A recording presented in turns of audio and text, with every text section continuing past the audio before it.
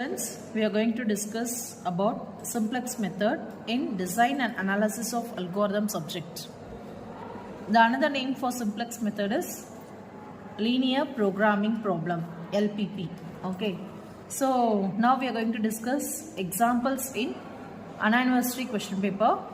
The first problem in anniversary question paper is maximize 3x plus y subject to minus x plus y less than or equal to 1, 2x plus y less than or equal to 4, where x is greater than or equal to 0, y is greater than or equal to 0. Now we are going to start with the solution.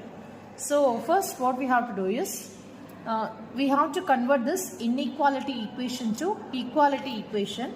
To convert this inequality to equality, we are adding variables s1, s2 and s3, so on, so it comes based on the number of equations here. Okay.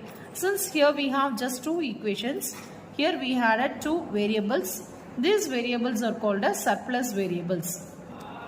So to convert this inequality to equality, I am adding one surplus variable s1 to this equation, where minus x plus y plus s1 is equal to 1. Another variable 2x plus y plus s2 is equal to 4. So now we are converting this inequality to equality, where this s1 and s2 are surplus variables. Okay.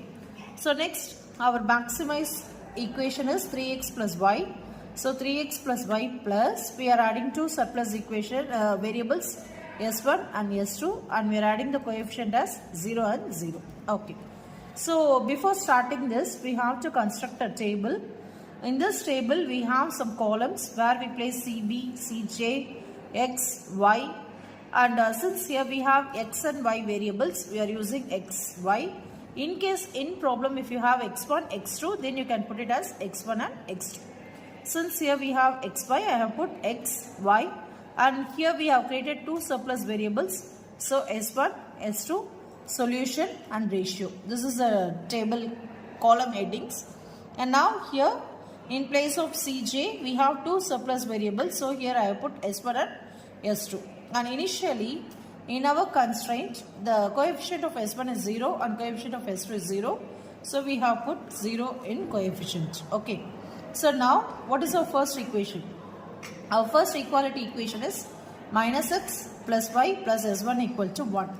So write the coefficients of x, y and s1. X is minus 1, y is 1 and s1 is 1. Here we have no s2 variable, so coefficient is 0, and solution, the final answer, which is equal to 1. Okay. In our second equation, we have 2, y coefficient of y is 1, and here we don't have any s1, so we have put 0, and in place of s2 coefficient, we have put 1, and the final solution is 4 here. Okay. And in above this x, y and s1, s2, we have also added some coefficients which is given in Z constraint, maximize problem. So in our problem, maximize 3x plus y. So the coefficient of x is 3 and the coefficient of y is 1 and the coefficient of s1, s2 are both 0. That's all. So this is the first introduction part. Now initially we have to take here zj row.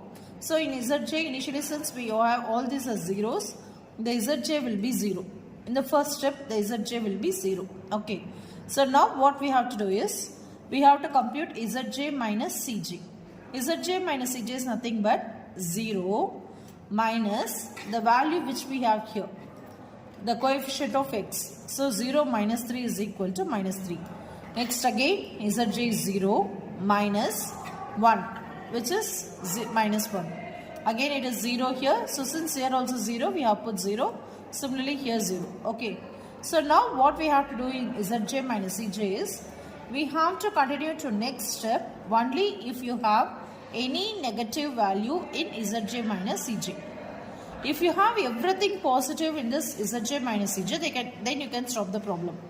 Since here we have two values minus 3 and minus 1, we have to proceed for the next step. So in minus 3 and minus 1, you have to choose the minimum negative value. You have to choose minimum negative value if you have more than one negative value in zj minus cj. So here the minimum negative values, since we have minus 3 and minus 1, the minimum negative value is minus 3. Okay. So choose this column. Since it is minus 3, since it is in the column of x, choose this column where this column is called as pivot column. Okay. So after choosing this pivot column, you have to compute the ratio. So ratio is nothing but we have solution 1 divided by the element in the respective pivot column. So it is minus 1. So answer is minus 1. Then 4 by, in this pivot column we have 2. So 4 by 2, 2. Okay. So here you have to proceed to the next step only if you have positive value in this ratio column. Here only if you have negative value you have to move to next step. Here only if you have positive value you have to move to next step. Okay. So in this, here we have two values. You have to choose minimum positive value. Here minimum negative value. Here minimum positive value. So here we have only one positive value. So no problem. We have to choose this one positive value and select this row which is called as pivot row. So this row is called as pivot row. Okay.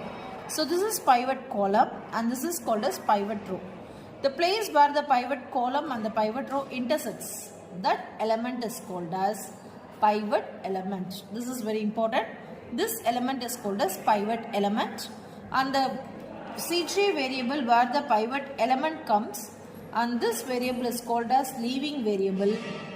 Leaving variables, and instead of this variable S2, in place of S2 will be replacing with X, where X is called as entering variable. That's all about this table. So X is called as entering variable. See here. So pivot element is, this 2 is the pivot element, and here we have X entering variable.